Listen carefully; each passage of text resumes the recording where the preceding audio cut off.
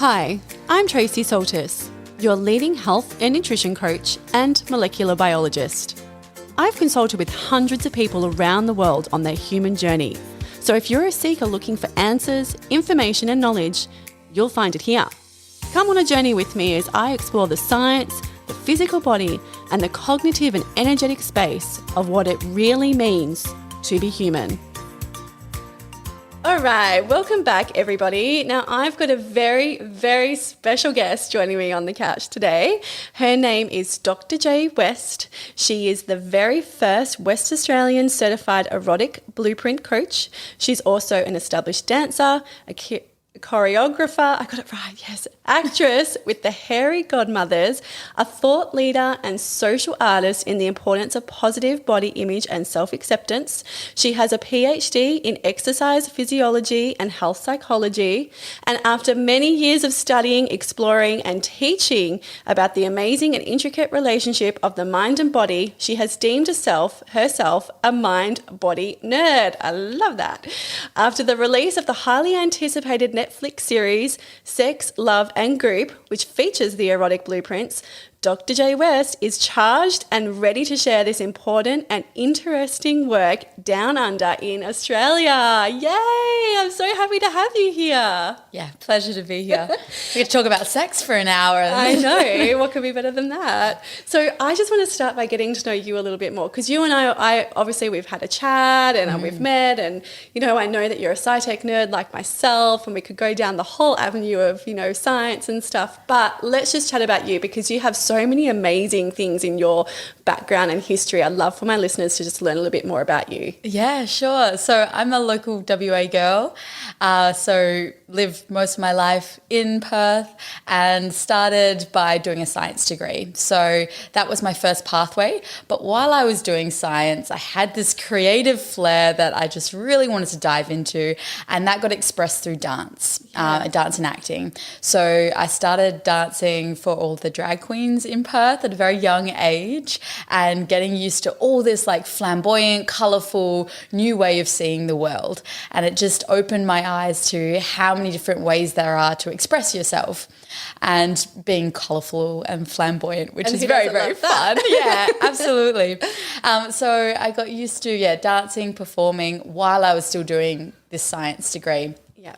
Went on to do my honours, so I was working with athletes to enhance performance, and then I started working in corporate health, and it was very much focused on the body and the physiology, because that's what I'd done my honours in. Yeah. And I quickly learned that people know what they're supposed to do in terms of their health, but it was the behaviour change and the support that they needed around sustaining their behaviour change that was really the missing gap for me. Yeah. So I went back to do a PhD, which we've mentioned, which was kind of combining this relationship between the mind and body. The research was specifically looking at why we exercise and then how that influences our eating behaviours.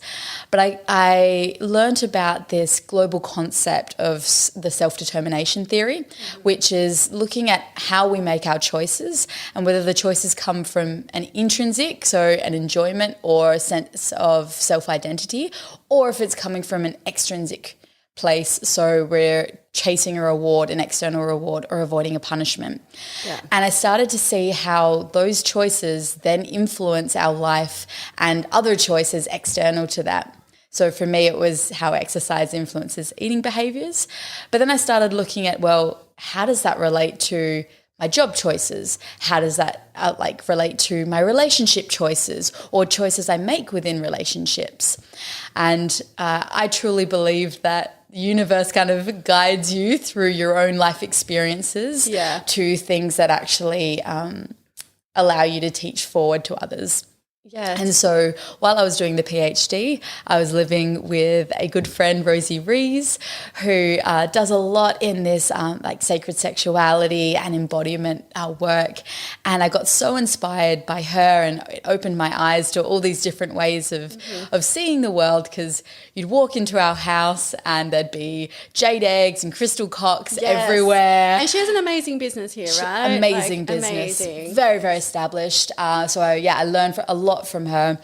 We were talking good 5 years ago, so it was a little bit earlier on to where she is now, but she was the one that introduced me to all of these different ways of seeing relationships and sexuality. And one of the things she introduced me to was a podcast with Jae, who started the Erotic Blueprints, and Tony Robbins. Yes. And so I'd always been fascinated. I was always the person that'd be listening to podcasts on psychology or positive psychology and just wanting to understand the brain, how it works. I did some neurobiology in my science degree and just was really, really fascinated by how the brain works and then how we link that into our communication styles, attachment theories, all of those kind of things. I just wanted to sink my teeth into. It's so complex as well, so isn't it? complex. It's so incredibly complex. You think you're in charge of your own choices, but really you are so not. You're so programmed, right? Absolutely. Yeah, and it's like actually grabbing hold of even just one teeny tiny concept and going, whoa, hang on a sec, did I actually make that decision? Or am I just following through with the regular cycles and patterns that I'm so used to? Or who I'm surrounded by at any given time. So, so that's what I found fascinating was just there are some ways that they relate to one and each other. So all these different frameworks can interrelate as well. Yeah. And so when I listened to this podcast with Jae talking about the erotic blueprints, I'd also looked at another framework called the 5 Love Languages by Gary Chapman. And I think a lot of people know that one too. They're quite familiar with that. Yeah. So when I started listening to Jae speaking, in my head it was like, oh, this is the 5 languages but for eroticism. Yeah. And it just something clicked for me of like, that makes sense. Not that you have to label yourself. That's something that I really love about the erotic blueprints is that it's not locked in. Yeah. It's just a way of communicating where you're at any given moment. Yeah. And so I tried to dive into, so I'm a researcher by trade, so I dived into any podcast I could find, any information that I could sink my teeth into. Still doing the PhD, so I kind of was just collecting information, was in that phase of just collecting. Yeah. That's a true scientist trait right there. I'm exactly the same. Yep. Like you find something that you're like, oh, this is interesting. Yeah. Let's just find all of the stuff. And it doesn't matter how much you've got on your plate. You just can't help yourself, right? Absolutely. Absolutely. And you just talk to your girlfriends about it and that would really resonate. Yeah. And so, I got to this point where I was like, I'm really feeling like it's a full body yes to wanting to do this coaching program. Yeah. Didn't know if I wanted to be a coach. For me, it was just, if I'm going to do something, I want to do it to the greatest capacity. So for me, it was doing, you end up doing about 9 months coaching with Jae. Wow. And it ended up being the last year that she was doing it directly herself. So we got to do it online and got to see her and ask questions. And this is with other people around the world? Absolutely. Well? Yeah, I was the only person in Australia in my year group. Yeah. And I just got thankfully, chills. Yeah. Wow, that's amazing. Because it is still so fresh. Yeah. And they only take I say a small cohort. So they've only done it a couple of years, but it was around 100 people in my cohort. And that's what I found really fascinating. So is that you got to actually talk to other people that were on that same journey but from around the world. And most of the time there was this universal understanding. People go through the same experiences. It might be like different stories, but there's an underlying emotion or miscommunication that occurs, which then could be like healed or capitalize on this blueprint framework, and people would use it in different ways. So I just found it fascinating. And then after the coaching program, I then got linked up with all the other Australian coaches, which was anyone who'd done it in the last 4 or 5 years. And there's only 4 of us in Australia. Oh, wow. That's amazing. Right? Yeah. And so tell us a little bit more, because this is where I'm like sitting here going, okay, tell me more. Like I want to know, what are the erotic blueprints? What is this? So I will just preface that the Erotic Blueprints as a whole curriculum is actually quite extensive. So there's 8 modules. We go into a whole heap of things around sexuality. But what I'm going to explain first is the erotic blueprint types, because that's what's most familiar and what links into the love languages, as I was talking before. It's not a direct correlate. They're completely different frameworks, but it's an easy way for people to distinguish if they're familiar. So there are 5 blueprints. There are both what we call the superpowers and the shadows of each. So if you are not embodying the superpowers, doesn't mean you're failing at a blueprint. Yes. I just explain it in a way. Some people resonate with the superpowers. Some people will hear the shadows and be like, oh my gosh, that's me. Yeah, but we want to make sure people don't put themselves into a box, right? Absolutely. Because these are fluid. Yes. Let's be clear on that as well, because I know that our tendency in our nature is to go, oh, that's me, that must be all of me, and I must fit in that box and nothing else. So let's just be clear, they're pretty fluid, so you might resonate with a few of them, right? Absolutely. All right, keep going, All right, so number one, the first one is energetic. So energetic are people that get aroused by anticipation. It's the tease, it's the build up, and it's the subtleties of feeling an energetic connection with someone else. So it's the unexplainable. So in terms of superpower, these people are so empathetic. Yeah. So they can sense, they can feel their lover to the point where sometimes they can feel like an orgasm as well. Yeah. They feel that intensity. Yeah. So it's not about the end goal for them. It's that subtlety of connection and the build up that is really is really arousing for them, and seeing the greater capacity of a connection that's not just in the physical. Yeah, I love that. That's so nice. Yeah. But then the shadow of that is, so because they're so empathetic, quite early on in life, they might have had experiences where they've said no to someone, and then they can feel the hurt or the pain of that person. And because they're so empathetic, they don't want to hurt another person. So they can start to blur their boundaries a bit because they don't want to impact others in a negative way. The other shadow is that if someone comes in way too strong with sexual energy, because they want that build up and they want that anticipation, too much sexual energy too fast is like short circuiting. It's, you know, you could be midway through having sex and you're really teasing, and then all of a sudden, boom, straight to genital touch. It's like, whoa, I was not ready for that. Yeah. And then all of a sudden, the you're taken out of the connection's moment. lost, right? Yeah. Yeah. And so this is a way of doing that is normal for that blueprint. There's nothing wrong with you. Yeah.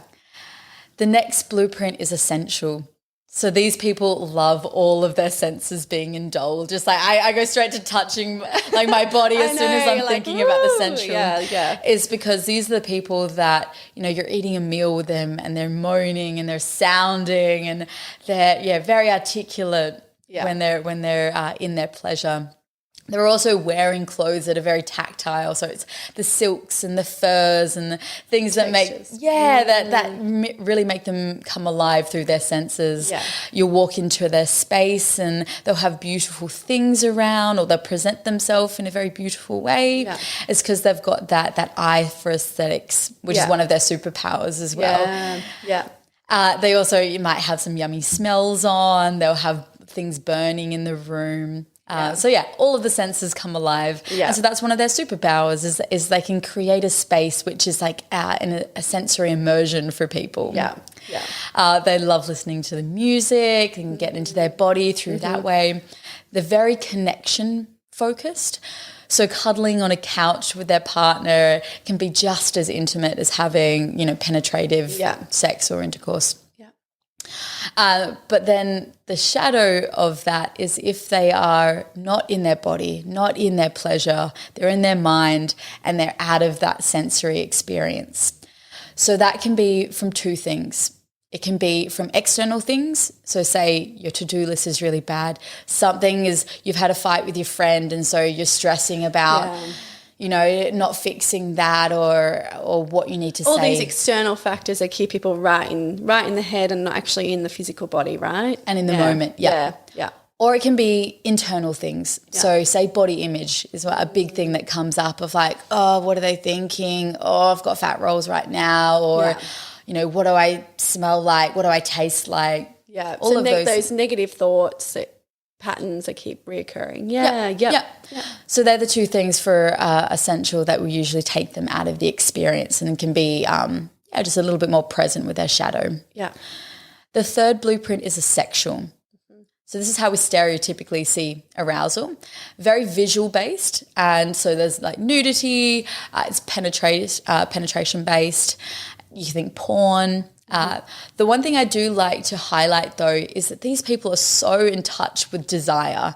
So they have that primal, in touch, base chakra vibe. Yeah, so I was about to say it's the root chakra. Yeah. Base. Yeah. It's just like that primal instinct. To see something that they're like, wow, that's like very arousing right now. I just want to like leap and devour kind of Exactly. thing. Yes. Yeah, they want to go for it, which when you actually think about it, can be amazing if your partner desires you that much. Yeah. It's actually a really beautiful thing to celebrate. Yeah, definitely. But it can be sometimes seen as superficial. But the one thing I like to articulate is even if you're sexually wired, it does not mean that it's superficial. Actually, it's in touch with that primal instinct, as I mentioned. Yeah. And they can go from 0 to 100 like straight away, which is amazing. Yeah. And very affirming if your lover is going from 0 to 100 just because you got naked. Yeah. It's like, oh, hello. Yeah. And never mind about me being essentially in my mind right now. I'm like, oh, okay. Let's go.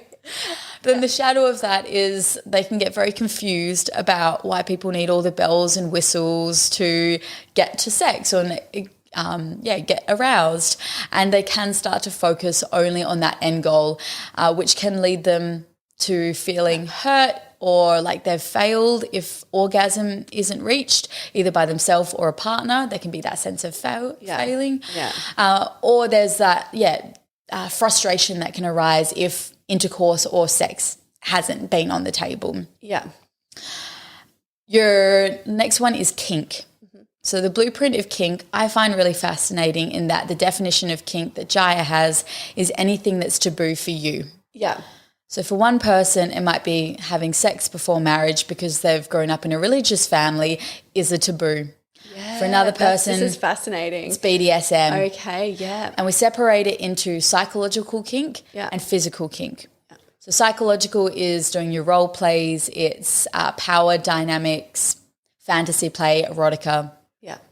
And then your physical play is constriction. So you might want to use like shibari, for example, or impact play. The way that BDSM is usually portrayed is your physical. And so that's why it's really interesting because there is a quiz that people can do to try and find out what blueprint they are. And sometimes people get kink and they're like, oh, but that's not what I thought I was going to be. But maybe they just like to be blindfolded or something, right? Which can be under that taboo of kink. Absolutely. Yeah. So I like that you've actually expressed that it is such a massive range. Spectrum. Yeah, absolutely. And so that's one of the superpowers of a kink is that they are so creative. Yeah. Like they see the body as a playground and they're just going to explore with all these creative ways of being with another. So the shadow of that, though, is in our society, kink isn't talked about as much. Yeah. So they have a higher rate of having shame and not wanting to talk into what their actual desires are. Yeah. The last blueprint is shapeshifter. So shapeshifter is that you use all 4 pathways as an arousal. Yeah. So it is quite common to have 1 or 2 of them that are strong, but shapeshifters, you can use absolutely any of them. Yeah, yeah. So it means you can have all of the superpowers and you can also have all of the shadows. Do you reckon that's really confusing for people? If they start going, you know what, I fit into the shapeshifter. Like, what does that mean? Yeah, and one of the shadows of the shapeshifter is they can get so confused and their partner can get very confused because what turned you on one day is not going to be what turns you on another day. Yeah. And even for yourself in self-exploration, it's like, I don't know how to articulate to my partner what I want because I'm always changing. Yes. And so when you have this communication tool, it's like, oh, like I can go to my partner now and be like, oh yeah, it's definitely like essential time. I need a lot of touch. I need a lot of cuddles, kisses. Yeah, definitely. And he knows. It's like, okay, that's just, I need to say one word, boom, he knows what I need. But without this language, some people, if they are shapeshifters, if their partner is only strong in 1 or 2 of the blueprints, they can start to only feed that part of themselves. And then there's that niggling part of them at the back going, oh, there's something else that I'm craving, but I don't know how to articulate that. Yeah, that's really interesting. Okay, so let's explore that a little bit more. And so hang on, before we do that, do you find that men and women, or feminine and masculine energies, however people are identifying, Yep. do they tend to gravitate towards certain particular blueprints, or is it pretty even, or like what's your experience with that? Yeah, I love that this question always comes up because it's usually a reflection of the predictions that they're making in their head already. Yeah. And it is. So in our society, there is a little bit more of a masculine will go towards sexual and feminine will go towards energetic and sensual. Now, I believe, and Jae has mentioned this as well, that we actually might all come in as shapeshifters. Yeah. So we have this endless possibility within our sexual expression, but then we are human beings that can get conditioned by life, both positive and negative. And positive, for example, being, you know, you're a teenager, you go on your first date, you know, you're all romantic, and so romantic has a connotation with the sensual, you're holding hands, very connection based, so you have a positive reinforcement of a sensual blueprint. But then as you start to go out clubbing later on in life, you're at a club and a guy comes up and is really seedy and really direct and you're not ready for it, so sexual becomes, you know, not safe, or it has negative connotations. So this is just one example, being a vulva-bearing female identifying individual. So you're then more shaped to go, oh, okay, well, sensual is really romantic and I really like that, and sexual I don't really like so much.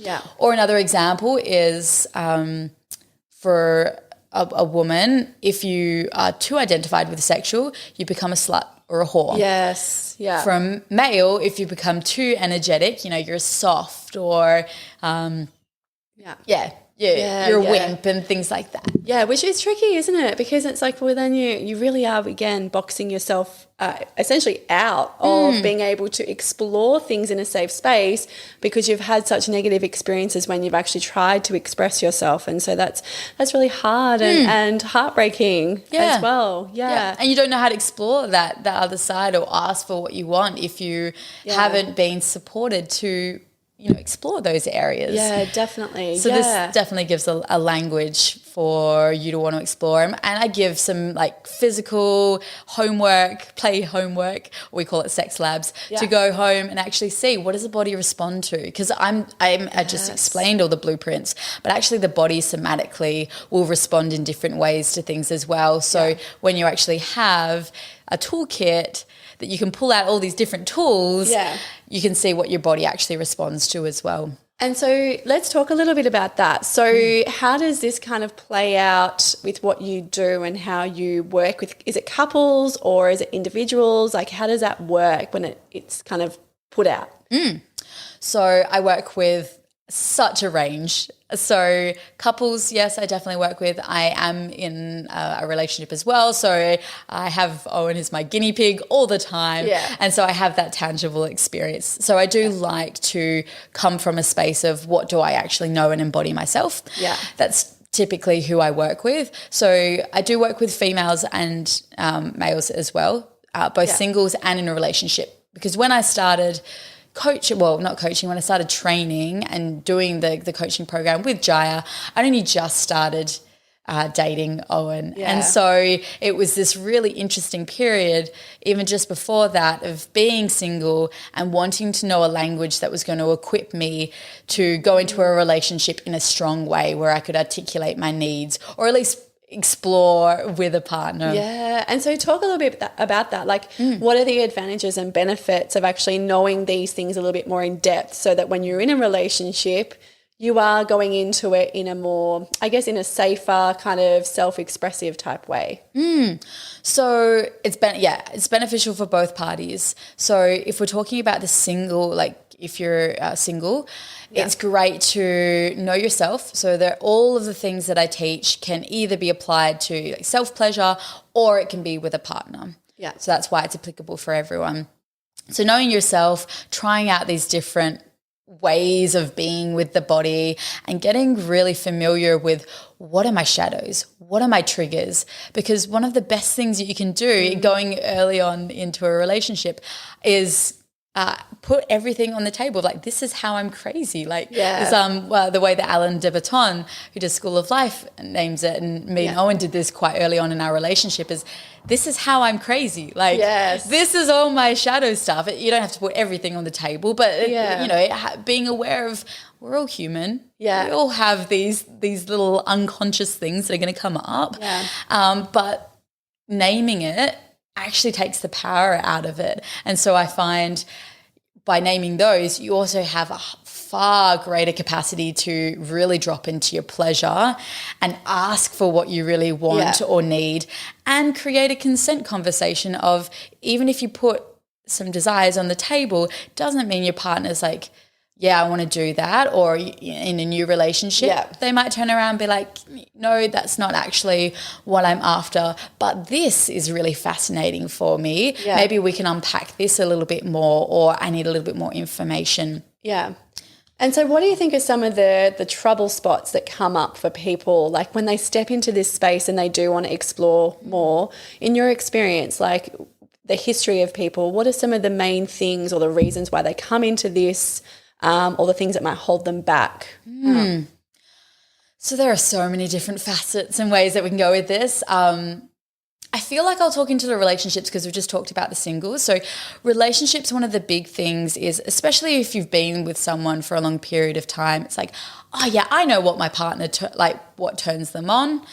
And this is actually kind of giving you a blank slate of, yes, you'll know some of the ways, but maybe there's these other things that you might want to explore together. Yeah. And one of the exercises that we do is we actually have a huge checklist of breaking down a whole heap of different activities within the blueprint. So you have an energetic section, a sensual, sexual, kinky, shapeshifter.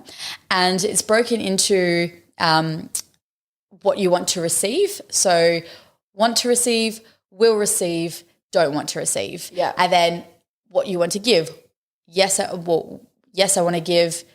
Maybe I don't want to give. No, I want to give. But they're always phrased within the want to, will do, don't want to do. Yeah. And it's really fascinating within some of the workshops that I've run. Couples are sitting there filling it in together and being like, oh, I didn't know you liked that. Yes. Or, oh, I always do that, and you don't enjoy it that much. It's not a point of you've done anything wrong. It's just we actually don't set up these times to honestly give each other feedback. And we're so vulnerable when we're in the bedroom. It's not the right time to go, oh, actually, don't really like that spot. Or how many times have we accidentally made that mistake at times, right? Oh, no, I don't like that. We've all done it, right? Where we've got, and then the mood's gone. Yeah. But that happens to everybody. So I think you take it personally. When you'd have to come into this, you'd have to come in open. Yes. And be accepting of the fact that there might be certain things that you might have been doing in the past that weren't necessarily the way in which the other person wanted to receive something, and being open to that feedback of going, oh, okay, well, that's information, it's interesting, but I'm not going to try and take it inward and take it to heart, right? Because giving feedback, it's so interesting. Like if you think about your job, you have these criteria that you're meeting. Not that you need to get that regimented with things, but it's that idea of feedback and giving ourselves permission to both give and receive feedback. Because the perfect example is, I'm open to feedback. Your partner gives you feedback. Whatever. That's not me. I didn't do that. You get defensive, or you make them wrong, or you shut down, and it's completely human, both ways. But it's how do you create a container that's like, I hear what you say, I'm taking that on board. I might still take things personally sometimes, but actually if I've created this opportunity that's outside of the bedroom, I'm probably more easily able to integrate that and want to try it out. And so we do something called sex labs, where it's you're physically exploring, but with the intention of giving feedback. And there's a few different ways that we do that. Some people don't like finding specific words. It's like it takes them out of the experience. So you might want to have a traffic light system or a number system. And so I give people all these tools of being able to find what works for them.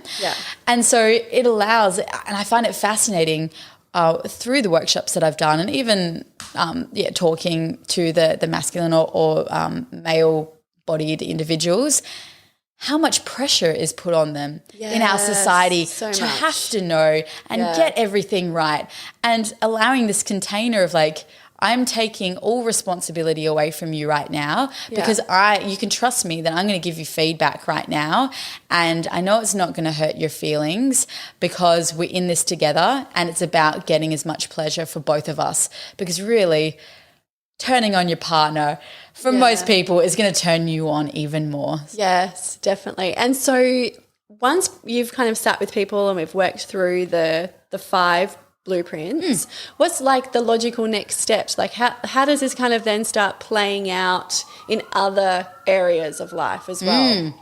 So I will say, just learning the types in itself, I mean, you could take ages reflecting on past experiences and where miscommunication happened and things like that. It does go into more detail what a core erotic blueprint is. So we go into states and stages, and how there's this natural rhythm that we go through within our sexuality of, we don't need to be, one of the stages is adventurous and out there doing it all the time. We go into the different stages that, you know, healing or rest is just as important as being, you know, gathering information in a curious phase. So I'm kind of dropping some of the stages, but it's definitely something I dive into a lot more. So the different modules we go into is, once you have that core erotic blueprint, you've given tools on how to discover that blueprint within yourself and your partner, and knowing the fluctuating nature of it. So I even track it within my monthly cycle. I'm so glad you brought that up, because we'll go into that. I know your brain's going ding, ding, ding, ding. But then we go into how to feed your blueprint, and then how to speak, so that both the verbals and the non-verbals. So I find it interesting, like watching people when you meet people, and you're just like in your head being like, "Oh, I wonder." Not that you have to put people into blueprints, but it does affect the way that you communicate with someone. So if I know someone's energetic, I'm going to want to minimize all distractions. I'm very present, good posture, because if you want to think of a stereotype, you think of the yogi if you're relating to an energetic. Versus essential, even if it's with a friend, I'm going to be giving a lot more tactile. You know, I'm going to be up and giving them a cuddle and, you know, being really expressive with them. So it's going to affect just how you relate to people in general.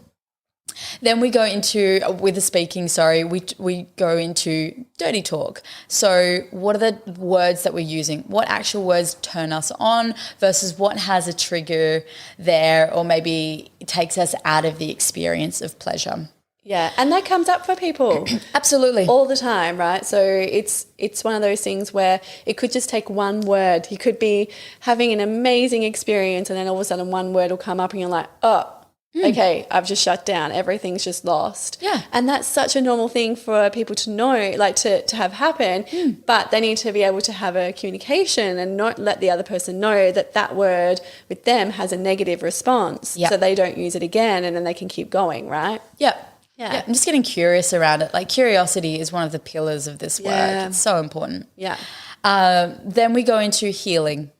So healing can look a couple of different ways. So one is, if there's a trauma response, I will obviously bring in other practitioners if it is deep-rooted trauma. But, you know, there are experiences that arise for people. The other thing is judgment, and actually starting to look at where you've carried judgment either for yourself or a partner, maybe around a different blueprints, and it's creating curiosity around that. And there's different little homework things that I can do to get people curious or exploring and looking at that judgment that could have been created. And maybe it's about exploring something new for you, which actually feeds nicely into the next one. Is once we've cultivated that healing, you know, I come from a yoga background and dance background, so sometimes it might be getting back into the body and finding different ways to express things that have been held in the body, or finding words and sound, or breath and different ways to actually just really feel and be in the body. There's different meditations we can do to look at the subconscious and the archetypes, if you want to relate the blueprints to an archetype that's stored within us. There are different meditations that we can do to start investigating that as well. Then we go into expanding and looking at, okay, maybe after all of this journey, I just want to stay exactly where I am. Yeah. And that is beautiful and celebrated because you have this sense of choice. You're not being boxed into where you are in this moment because of conditioning. It's because you are wholeheartedly choosing where you are in that moment. Yeah, you've been given all the options, you've had all the experience, and then you've gone, you know what, like this is just who I am, and I'm just this, and that's it. Maybe that'll change down the future because sometimes things change and we all evolve, but at this point in time, that's my limitation. Yeah. Yeah. Or you can choose to go, actually, after all of this, I'm really interested in exploring my sensuality for a bit. So it's like, great. What are your daily activities or things you might want to integrate into your life over this next little chapter to help foster that and expand into that blueprint? Yes. So they're the kind of different ways that we start to look at it as a holistic, integrative way of, just bringing more pleasure into your life. Yeah. And so let me ask you a tricky question. Oh, all right. So have you ever had a couple that's come in and then they've really discovered that they're at different ends of their experience and they've gone, such and such likes this, this one's like, nope, I don't want to facilitate that because that's a boundary for me. Like, how do you navigate something where you've got a couple who love each other very much, but from a sexual expression or an erotic expression, they are just at different polar ends? How does that work? Yeah, I will firstly say that there are no incompatible blueprints. Okay. It's very common that an energetic will become coupled up with a sexual. Happens all the time. And it's like they can be the ones that trigger each other the most. Yeah, yeah. And it's like a lot of the time our relationships are there to help us grow and expand. So it's very, very common. And I'll actually give the example of my own relationship because when I first started dating Owen, he was very high in sexual and I had like no sexual. Yeah. Because for me, coming from a dancer background, I had linked being dancing and having that what we stereotypically see as like a sex object. Yeah. Not that I was stripping or anything like that, but I was dancing in a nightclub. It had connotations, sexual meant objectification. Yes. And so for me, it didn't feel safe. It just felt like someone wanted something from me. Yeah. Versus, and very low and energetic. I was a yogi that lived in Bali for a bit. It's very much in that energetic realm. Yeah. Because it's also safe. If you're around your women, you're having sister groups, it's very energetic. Now, we got together and it's not that we consciously said, okay, you're going to explore energetic and I'm going to explore sexual.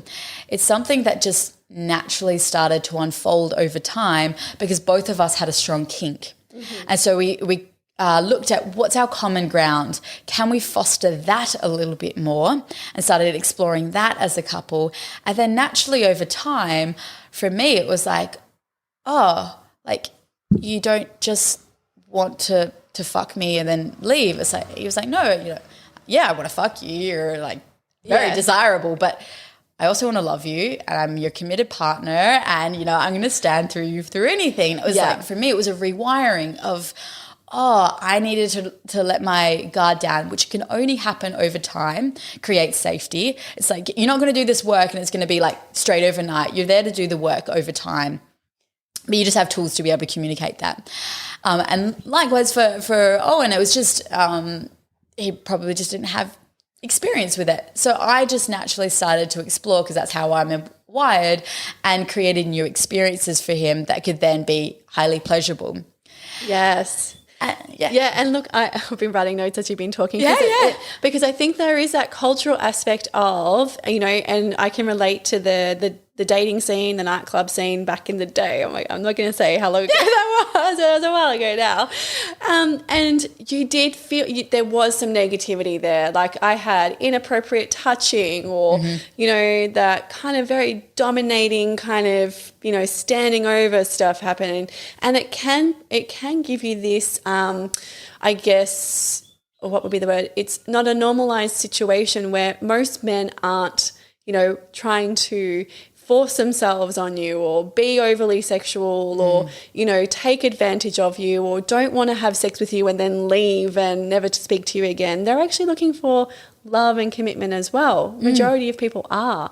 Yes, of course, there's, you know, individuals who aren't, and that's, you know, that's a completely different field, but we're not looking at that. But men want to express themselves, and I think that some men are sexual and they do come across sexual and it can be misread. Absolutely. Right? And I think that there is that cultural thing of men are always in that field, but they're never in the sensual, or they're never in the energetics, which is completely untrue. I mean, I've seen that and explored that myself, and have seen plenty of men being very expressive, very sensual, very in touch with themselves, but they also have this animalistic side to them that just wants to pounce on things. It's very normal, right? Like, yeah. I think that's the thing, is that we box people in and we prejudge situations before, and that's a cultural issue in itself. Would you agree?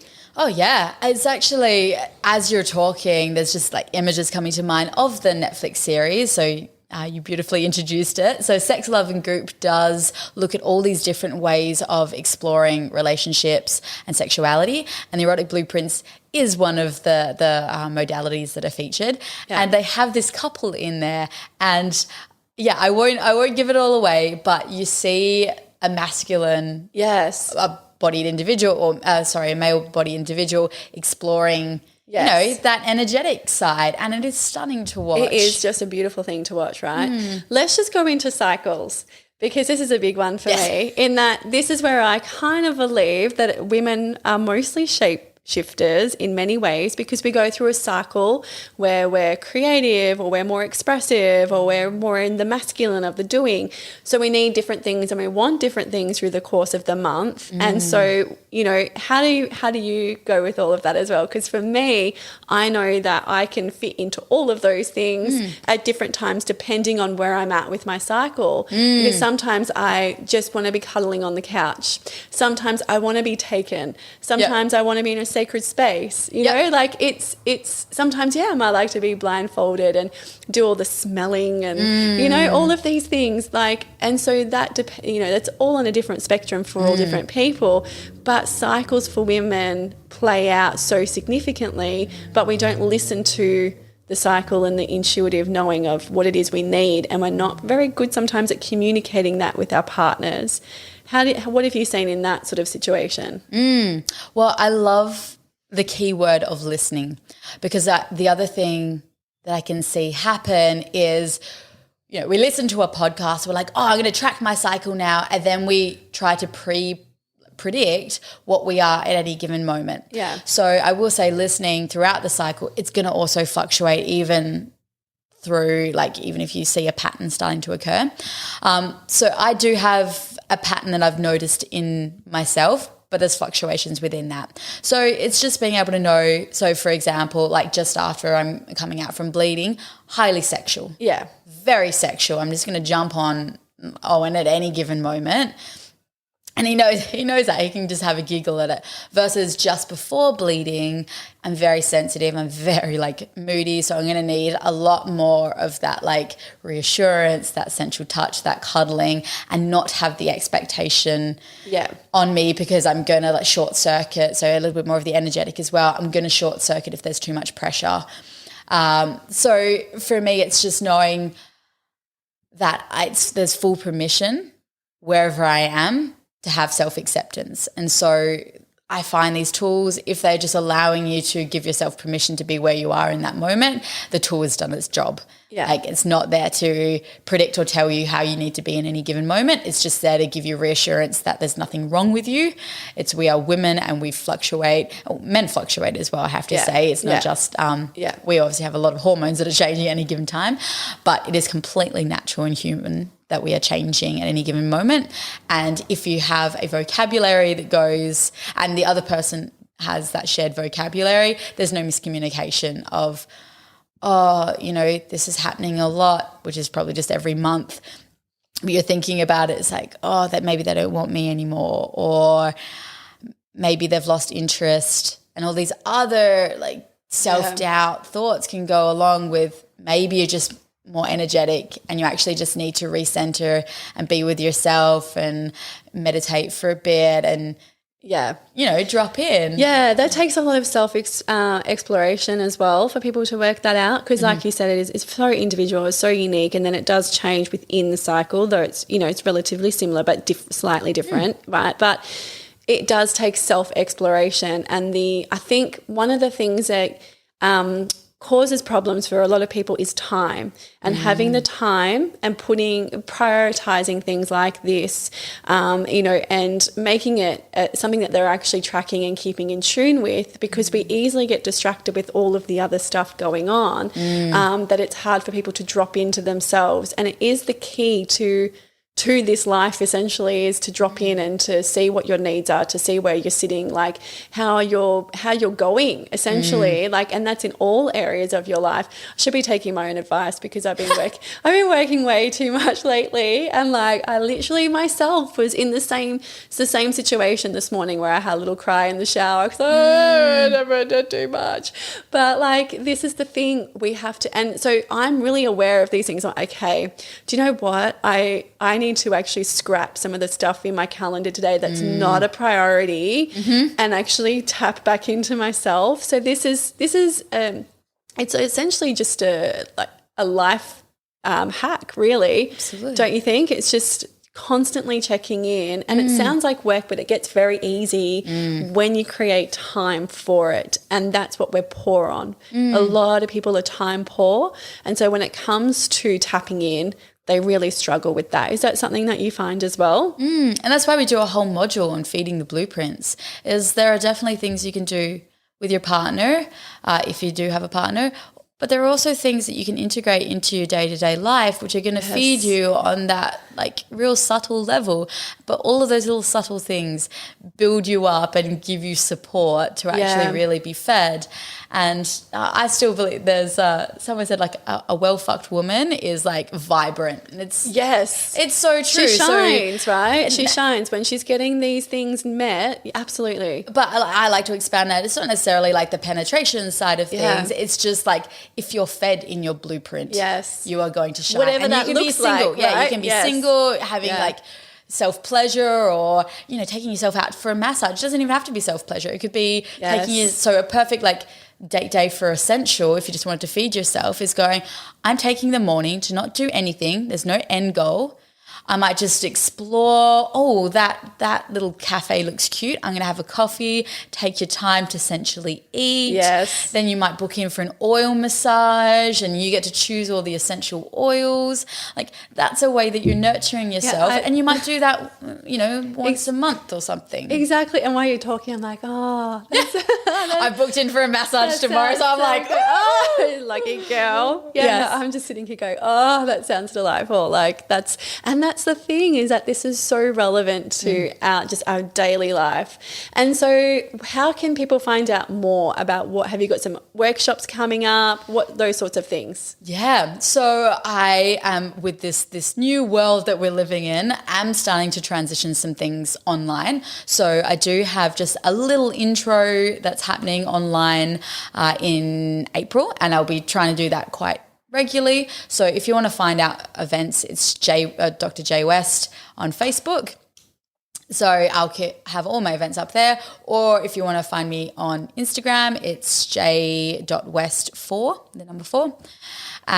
So I keep all of my events up there. The other thing that I've started to go into is actually coming to you. So I also do workshops, obviously, and teaming up with different businesses and studios. So I do that around around Perth, but I'm also doing ones where I will come to you. You can set up however you want. You invite your friends or lovers over, and we'll have a fun night. I love that you said it. lovers. Yes. Or your lovers. Bring Absolutely. them all over So this framework is open to like monogamous, polyamory, open relationship. Yeah. There's so many different ways that we can explore this content. Amazing. Did you have anything else to say before we wrap up? Is there anything? I mean, we covered a lot. I know, right? But only a tiny bit. I know there's so much, right? Yeah, just the tip of the iceberg. I have just loved having you on. So thank you so much for joining me. And hopefully we can have you back again to maybe explore a different layer. That would be amazing. And so, guys, you've got all of Dr. Jae's information there, so you can check it out and check out her workshops. Maybe you are interested in having her come over and do like a session with you and all of your lovers. That sounds amazing. Coaching I also do. So I did forget to say coaching as well. But yeah, so until next time, if you do have any questions, just flick them through as usual, because we will be having like a question session really soon, where I'm going to answer some of your questions or any of your expert questions. We'll make sure we get those answered as well.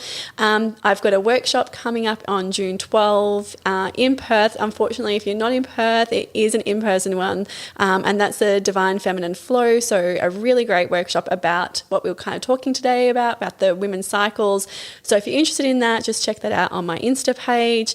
And again, this is a free podcast. It's available to everyone. So if you have got someone in your circle, your friends or family who would really value this conversation or any of the conversations, or if you just want to plant a seed perhaps with your partner and get them to kind of go, oh, hello, maybe we should do that.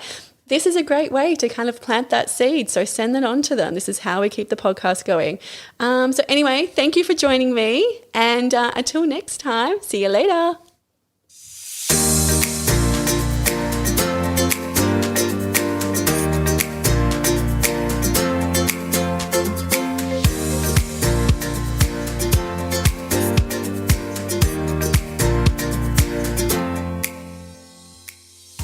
The information, views and opinions expressed on this podcast should not be used or treated as a substitute for nutritional, medical, psychological or other advice by a qualified medical health professional.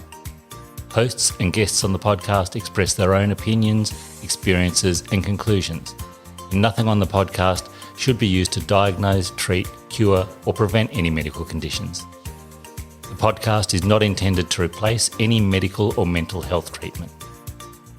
All information and advice provided is for general well-being and does not take individual cases into consideration. Neither Tracy Saltis, guests on the podcast, or any sponsors endorse the opinions, views or conclusions expressed or shared on the podcast.